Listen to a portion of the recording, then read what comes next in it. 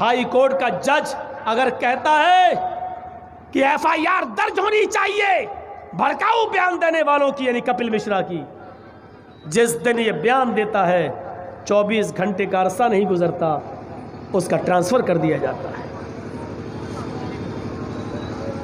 بابری مسجد کا فیصلہ کیا کہیں گے آپ اس کو؟ اس کے ججمنٹ میں لکھا ہے سن 1947 کو جب ہمارا ملک آزاد ہوا اس وقت بابری مسجد موجود تھی، 500 سال پرانی بابری مسجد تھی، 500 سال سے برابر مسجد رہی۔ 1947 میں مسجد تھی، 1949 تک اس مسجد میں نماز پڑھی جاتی تھی۔ 1949 میں اس میں غلط طریقے سے مورتیاں رکھی گئیں۔ کورٹ اس بات کو کہہ رہی ہے، کون؟ Supreme court. اور 6 دسمبر 92 کو، سن 92 میں 6 دسمبر کو بابری مسجد کو جو شہید کیا گیا، توڑا گیا اس ڈھانچے کو، اس مسجد کو، وہ بھی غیر قانونی تھا۔ جو لوگ یہ کہتے ہیں مندر توڑ کر مسجد بنائی گئی، وہ لوگ مندر ہونا ثابت نہیں کر پائے، لہذا یہ غلط ہے کہ مسجد مندر توڑ کر بنائی گئی۔ اتنی چیزیں ہمارے پکش میں تھی، لیکن اس کے باوجود فیصلہ کیا ہے؟ یہ جگہ رام للا کو دی جاتی ہے اور مسلمانوں کو ایودھیا میں کسی دوسری جگہ پر 5 ایکڑ زمین دے دی جائے۔ یہ ہوتا ہے فیصلہ ہمارے سپریم کورٹ کا۔ اور پھر بھی ہم نے امن اور شانتی کو بحال رکھنے کے لیے یہ کہہ دیا کہ سپریم کورٹ کا فیصلہ ہمیں منظور ہے۔ ہم سے زیادہ امن والا لے کے آؤ، ہم سے زیادہ شانتی والا لے کے آؤ۔ اگر سپریم کورٹ کا فیصلہ ہندوؤں کے حق میں مسلمانوں کے حق میں چلا جاتا تو دلی سے بڑا جھگڑا ہوتا، دلی سے بڑی لڑائیاں ہوتی، دلی سے بڑی گنڈا گردی ہوتی۔ میرے بھائیوں، اتنا کلیجہ نہیں ہے ہمارے بھائیوں کے پاس کہ اتنا بڑا فیصلہ اپنے خلاف سن لیتے۔ ہم نے ہمیشہ اس دیش میں امن چاہا، اس لیے سب کچھ ہم نے امن کی خاطر قربان کر دیا، برداشت کر لیا۔ دھارا 370 کشمیر سے ہٹائی گئی، ہم نے برداشت، کوئی بات نہیں، امن چاہتے تھے۔ ٹرپل طلاق کا مسئلہ ہم نے یہ نہیں دیکھا کہ میرے فیور میں کیا، تمہارے فیور میں کیا، پوری مسلم کمیونٹی سے جوڑا، لیکن وہ بھی آپ نے سپریم کورٹ سے اپنے آپ کا فیصلہ تو چلا گیا بی جے پی گورنمنٹ کے حق میں، ہم اس پر بھی خاموش رہے۔ کیا کیا آپ ہمارا امتحان لوگے؟ ہم نے اس دیش میں ہمیشہ امن و سکون چاہا، ہمیشہ امن و سکون چاہا۔ حضرت عمر فاروق کے اس واقعے سے آپ کیا سبق حاصل کرنا چاہتے ہیں؟ غور کرو، ایک یہودی لڑکا عمر ابن عاص ملک شام کے گورنر کے بیٹے سے کہتا ہے، عمر ابن عاص کا بیٹا یہودی بچے سے کہتا ہے، سنا بہت اچھا گھوڑا دوڑاتے ہو، ہم سے دوڑا کر دکھاؤ۔ دونوں نے گھوڑا دوڑایا، یہودی بچہ گھوڑے سے آگے نکل گیا، عمر ابن عاص کا بیٹا پیچھے رہ گیا۔ عمر ابن عاص کے بیٹے کو غصہ آیا، وہ نکلا اور کہا تیری ہمت کیسے پڑی مجھ سے آگے نکلنے کی؟ اس نے ایک تھپڑ اٹھا کر جڑ دیا یہودی کے بچے کے۔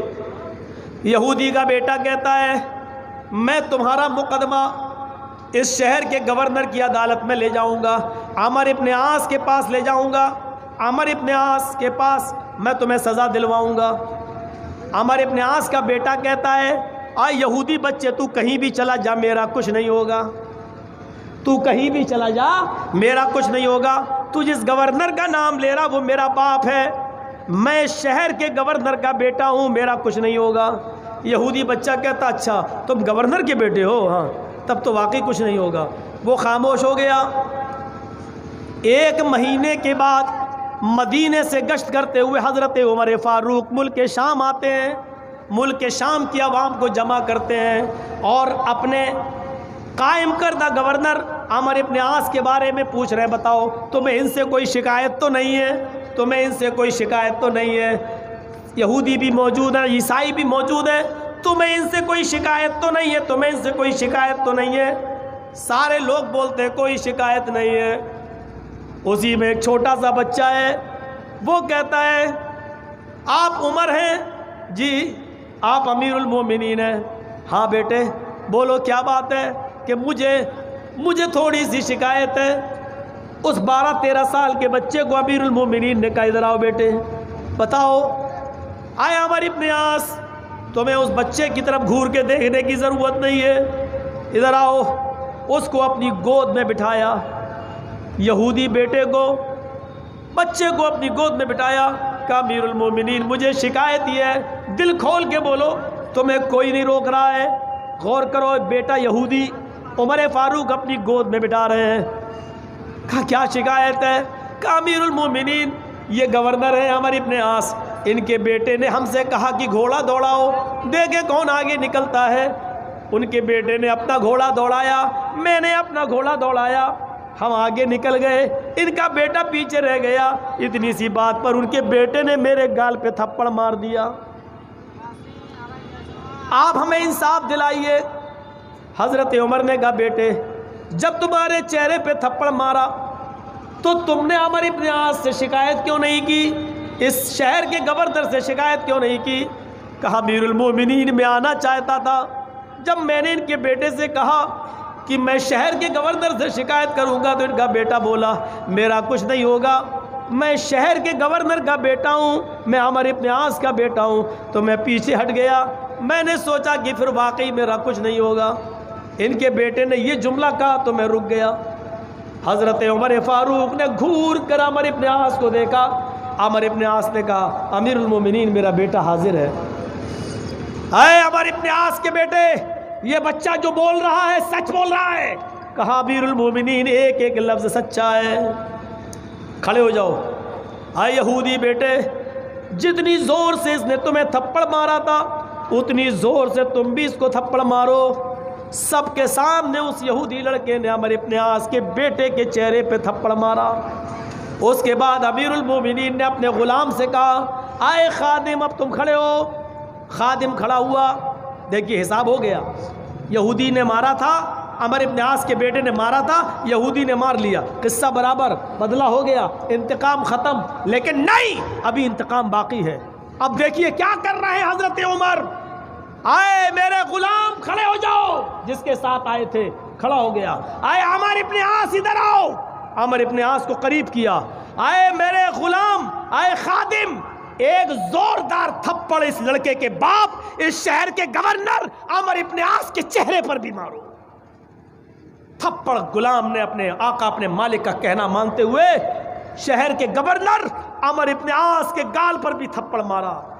عمر ابن عاص کے گال پہ تھپڑ پڑا لیکن کچھ نہیں بولے، ہاتھ نیچے کیا، فرمایا امیر المومنین کیا میرے سوال کا جواب ملے گا؟ کہا بولو۔ میرے بیٹے نے یہودی بچے کو مارا، میں نے اپنے بیٹے کو پیش کر دیا، یہودی بچے نے میرے بیٹے کو مار لیا، معاملہ رفع دفع ہو گیا، ختم ہو گیا۔ لیکن یہ تھپڑ جو آپ نے سب کے سامنے انسلٹ کراتے ہوئے میرے چہرے پر میرے گال پہ پڑوایا، یہ کیا تھا؟ یہ میرے اوپر ظلم نہیں ہے تو اور کیا ہے؟ حضرت عمر نے کہا نہیں، یہ تھپڑ میں نے تیرے چہرے پر اس لیے پڑوایا ہے عمر کہ تیرے بیٹے کو تو نے، اپنے بیٹے کو تو نے صحیح تربیت نہیں دی، صحیح تعلیم نہیں دی۔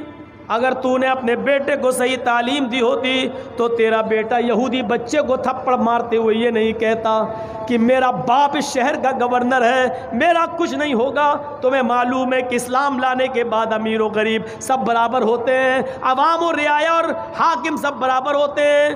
اگر جرم تم کرو گے تو سزا تمہیں ملے گی، تمہارا بیٹا کرے گا تو اس کو بھی ملے گی۔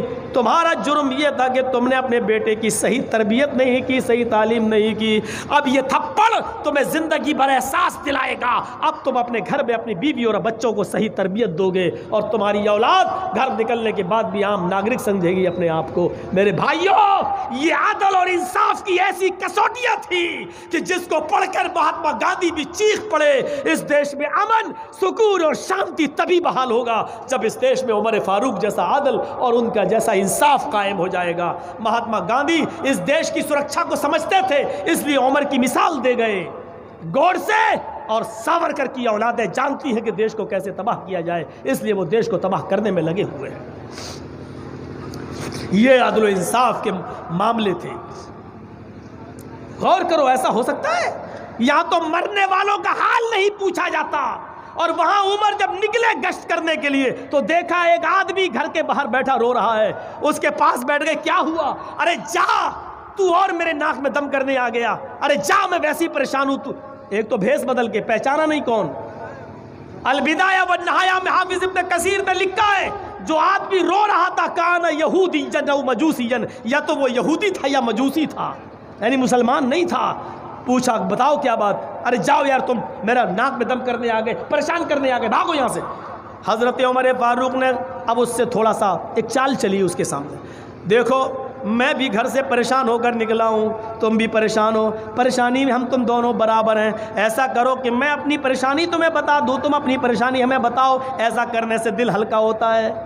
اس کی پریشانی جاننا چاہ رہے ہیں. اس نے کہا میں تو آپ کو جانتا نہیں ہوں آپ کون ہیں، لیکن چلو غم کے مارے دونوں ہیں اس لیے ہم اپنی پریشانی آپ کو بتاتے ہیں. دیکھو اتنی تیز بارش ہو رہی ہے، میری بیوی کو درد ہو رہا ہے، بچے کی پیدائش قریب ہے، وہ درد سے کراہ رہی ہے. اب بتائیے محلے میں دایا نہیں ہے، جو دایا تھی وہ کہیں دوسری جگہ جا چکی ہے. میری بیوی درد سے اتنا کراہ رہی ہے کہیں مر نہ جائے. مجھے میری بیوی کے غم نے نڈھال کر دیا ہے. اب میں بارش میں کہاں دایا کو ڈھونڈنے جاؤں؟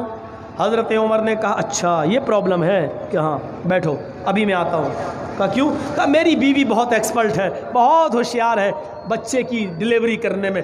گئے عاتقہ، ارے اتنی رات میں آپ نے مجھے اٹھایا، کبھی نہیں اٹھاتے تھے، کیا ہوا؟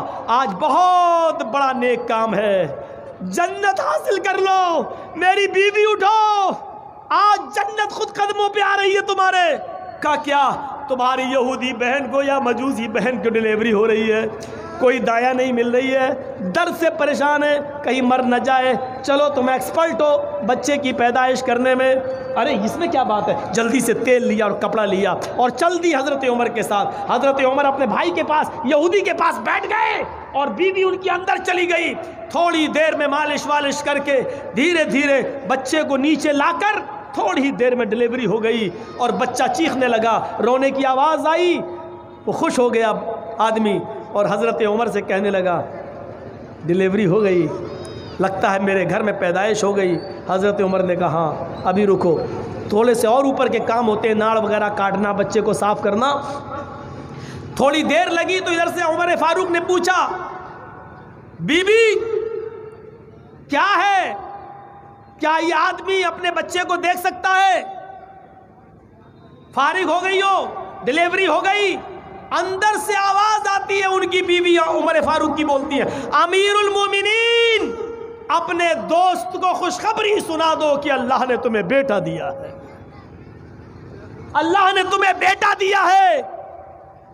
امیر المومنین ان کی زبان سے نکل گیا اور باہر جو آدمی بیٹھا تھا اس کی کان میں امیر المومنین کا جملہ پہنچا تو کہا کہ آپ امیر المومنین، آپ عمر ہیں؟ تو حضرت عمر فاروق نے مسکراتے ہوئے کہا نہیں، میں خادم ہوں. امیر المومنین نہیں، خادم. خادم کا صحیح ترجمہ جانتے ہو کیا ہے؟ آج کے زمانے میں اگر خادم کا صحیح ترجمہ کیا جائے تو اس کا ترجمہ ہوگا چوکیدار. یہ ترجمہ میں نے کیوں کیا یہ آپ بھی اچھی طرح سمجھ رہے ہوں گے. خادم کا ترجمہ چوکیدار. حضرت عمر نے کیا کہا؟ میں امیر المومنین نہیں، میں چوکیدار ہوں. یہ جملہ میں نے اس لیے استعمال کیا کہ جو لوگ اپنے آپ کو چوکیدار کہہ رہے ہیں وہ سمجھے کہ چوکیدار کیسا ہوتا ہے اور چوکیدار کے کیا فرائض ہوتے ہیں. تو مرنے والوں کی حالت بھی پوچھنے نہ جاؤ، وہاں ڈلیوری کے لیے بھی اپنی بیوی کو لے جا رہے ہیں، وہ یہودی ہے یا مجوسی ہے یہ نہیں دیکھ رہے ہیں. یہ تھا سب کا ساتھ، سب کا وکاس اور سب کا وشواس. اسی لیے مہاتما گاندھی نے کہا تھا کہ عمر فاروق میں کہاں کہہ رہا ہوں اسلام نافذ کر دو، میں تو یہ کہہ رہا ہوں کہ اچھی چیز جہاں سے ملے لے لینا چاہیے. اگر عمر فاروق سے اچھی چیز مل رہی تو لے لینا چاہیے. ہمیں ہندو بھائیوں سے اچھی چیز ملتی ہے تو ہم ویدوں کے منتر اور رامائن اور گیتا کے شلوک بھی پڑھ دیتے ہیں، اچھے ہیں، ہمیں اچھی لگ رہی ہے پڑھ کے سنا رہے ہیں. آپ کو بھی اگر ہمارے مذہب کے کسی آدمی کے کارنامے اچھے لگ رہے ہیں تو ایکسیپٹ کر لو، اس کو لے لو اور اپنے ملک کے اندر نافذ کرو. انشاءاللہ ملک میں امن ہوگا، امان ہوگا، شانتی ہوگی اور اسی طریقے سے امن و امان کا ماحول بنے گا. میں نے اپنے 2 گھنٹے پورے کر دیے ہیں میرے بھائیوں. زیادہ دیر اب ہم بول بھی نہیں پائیں گے کیونکہ یہاں سب سے زیادہ لیٹ ٹائم ملتا ہے. اور جگہوں پر تو ہمیں 12 بجے 11 بجے ٹائم دے دیتے ہیں، لیکن بتائیے 2-2:30 بجے؟ یا اللہ تھوڑا سا ہمارے اوپر بھی رحم کیجئے۔ میرے بھائیوں ایک بات اور سن لیجئے،